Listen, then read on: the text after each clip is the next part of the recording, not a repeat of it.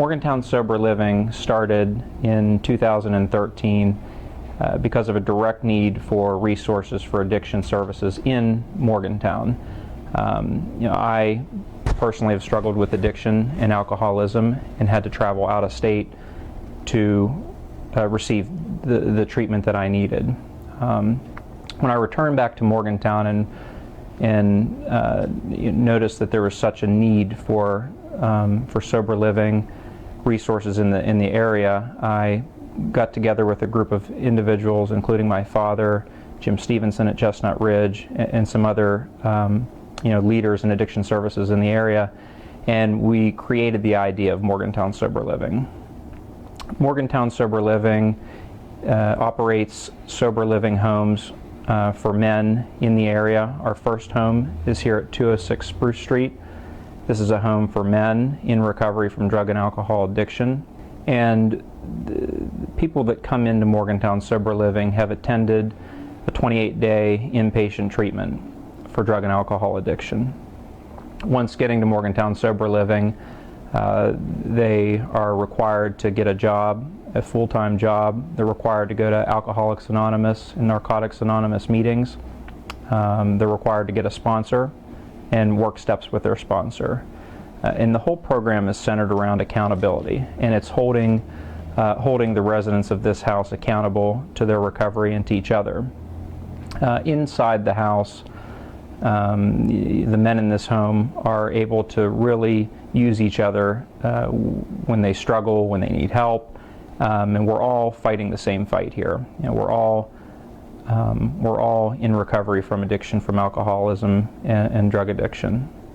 This is the living room. We have our mandatory house meeting. It's Thursday nights at 6 o'clock. All the guys in the house attend, and in here is where we do our check-ins. And guys talk about how their week is going. What are they struggling with? What needs do they have? How many meetings they went to? Do they have a sponsor? What step are they working with their sponsor? And it's a time where we all check each other and hold each other accountable, and we can talk about positives and concerns we have for each resident of the house. This is our dining room, and the guys in the house, everybody's responsible for their own food. The guys in the house buy groceries, but we all, we have a time at least once a week where we all get together and we have a meal in here. A lot of the times that somebody in the community brings over a home-cooked meal for the guys in the house. My mother and my stepmother especially bring over really good home-cooked meals for all the guys. So my experience with addiction, it started about a decade ago, and I went to school at Penn State for accounting, and just kind of like your normal college student, drinking on the weekends. And the disease of addiction is progressive, and I can look over the past 10 years at how that disease progressed in me, and it went from weekend partying to trickling into the week, to where it started to affect my family relationships, my work performance, till right up at the very end when I was, pretty much family relationships were non-existent. I lost my ability to work, and my whole life was centered around, thinking about drugs or alcohol, how to get it, or consuming. And it came to an abrupt stop, and I was, faced with, there's really no way out. And it was, addiction as a progressive disease, it ends in jails, institutions, or death for everybody. So, I chose to get help, and through my recovery, I've been able to mend those relationships with my family. My relationships with my family are better than they've ever been. I'm accountable. I'm trustworthy, reliable, and I have peace and serenity in my life today. And that's really the biggest thing, to be at peace with yourself. I'm able to be of service to others, and that's my hope for Morgantown Sober Living, is that other men and women in recovery can get their lives back on track. They can mend those broken relationships and become productive members of our town. I live here in the house. It's really important to have somebody here at all times. Right here on the second floor is my bedroom. And lots of the times I try to stay out of the residents, stay out of their way, and kind of let them do their own thing. But I'm always here if they need me. I spend time hanging out downstairs with everybody. But it's really important to have somebody here at all times, in case somebody, is struggling with something or needs some help. We have 5 bedrooms on the second floor and 4 bedrooms on the third floor.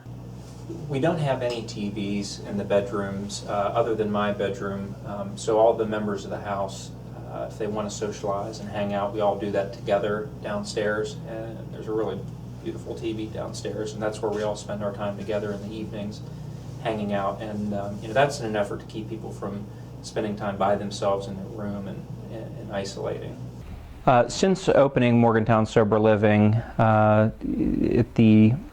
in September of 2013, the guys that have been in the house, every member of the house has a full-time job. You wouldn't know it, but it's some of the places you frequent in the downtown area. These are the people that are working at these businesses. Everybody in the house has they have a sponsor in either Narcotics Anonymous or Alcoholics Anonymous. They all make their required meetings. They're becoming financially responsible and independent, and very likable guys. They've made so much progress, and it's really amazing to see. This is the third floor, and we have 4 bedrooms up here on the third floor. A couple of these rooms are double rooms, and one is a single room. Typical day for a guy in the house is get up, shower, eat breakfast, go to work at their job. When the work day is over, they come back, we eat dinner, hang out, watch a little bit of TV, and then go to either an Alcoholics Anonymous meeting or a Narcotics Anonymous meeting. Guys in the program here, their sponsors will stop over, talk about recovery, work steps, one of the 12 steps of recovery.